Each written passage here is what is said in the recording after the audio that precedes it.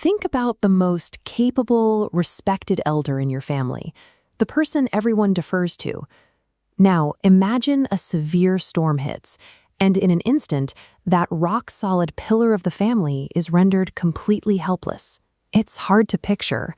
We're wired to see our elders as permanent fixtures of the polity. Exactly. And back in the 1960s, in a village in North Karnataka, a 62-year-old woman named Krishtaka embodied that authority. She ran a complex household with a firm hand. Everyone answered to her. But behind that domestic power, Krishtaka had a hidden vulnerability. Growing up in an era where education for girls was considered unnecessary, she had never spent a single day in a classroom. She was completely illiterate, which meant she was cut off from the written world entirely. Her only bridge to literature was her 12-year-old granddaughter. Every week, a magazine would arrive with the latest installment of a wildly popular Kannada serial novel called Kashi Yatre. The granddaughter would read it aloud, and Krishtaka would memorize the entire episode. So she had a system. She did. But systems built on someone else's abilities are fragile.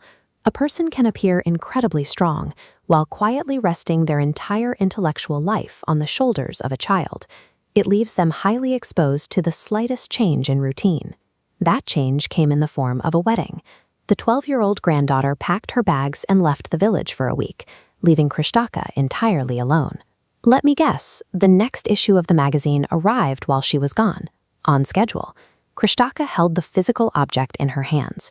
The story she was deeply invested in was right there in front of her, but the black ink on the page remained a collection of impenetrable symbols.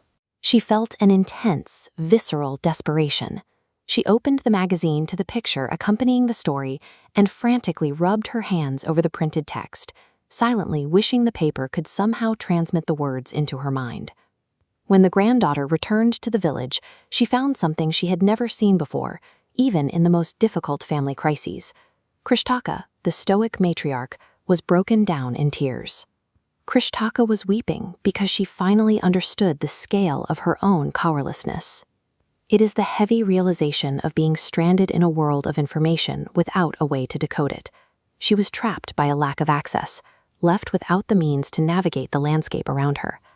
Later that night, under a full moon on the open terrace, Krishtaka sat her granddaughter down. She made a confession about her helplessness, and then she made a request. She asked the 12-year-old to become her teacher and teach her the Kannada alphabet. Wait, in a traditional Indian household, the social hierarchy is strictly top-down.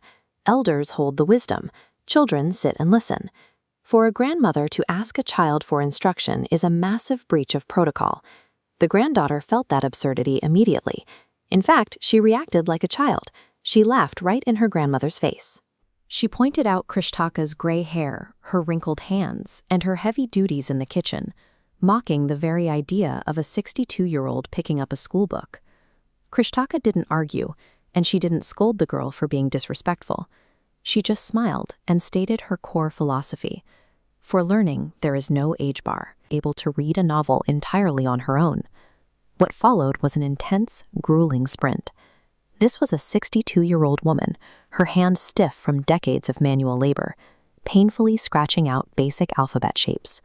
She read, repeated, wrote, and recited, pushing herself late into the night. Most 12-year-olds have to be dragged to the table to do their homework. Exactly. The 12-year-old teacher was watching her elderly student work twice as hard as any child in a traditional classroom. Krishtaka's dedication was absolute. The calendar pages turned. The Dasara festival was rapidly approaching, and the pressure was mounting. Every day was a test of whether her aging mind could retain the complex shapes of the Kannada script. No one hands you independence. You have to extract it, day by day, through sheer, tedious discipline. The Dasara festival arrived. The deadline had been met. Through relentless effort, Krishtaka had successfully achieved her goal of literacy. And on that day of celebration, Krishtaka approached her 12-year-old granddaughter with utmost seriousness to do something highly unusual. The 62-year-old matriarch of the family bowed down and reverently touched the young child's feet in a profound gesture. Stunned, that goes entirely against the cultural grain. In Indian tradition, touching someone's feet is a profound mark of reverence. It flows strictly from the young to the old. The elder gives the blessing. They never ask for it. Under normal circumstances, yes. But Krishnaka understood that true respect doesn't automatically belong to age or social status. It belongs to whoever imparts knowledge and lights the way forward. Krishnaka was paying tribute to her teacher, a role that demanded respect, regardless of the age or family rank of the person holding it. She was honoring the person who had restored her agency.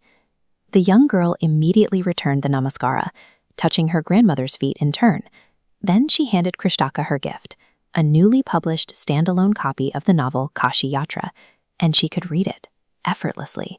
Krishnaka opened the book and read the title and the publisher's name perfectly, entirely on her own. That 12-year-old girl never forgot the weight of that moment. She carried that lesson with her as she grew up to become a renowned author, educator, and philanthropist, Sudha Murthy. It is a perfect reminder. Education grants the autonomy she had been missing. When driven by that level of resolve, the human mind resists the wear and tear of time. It stays as sharp as any child's.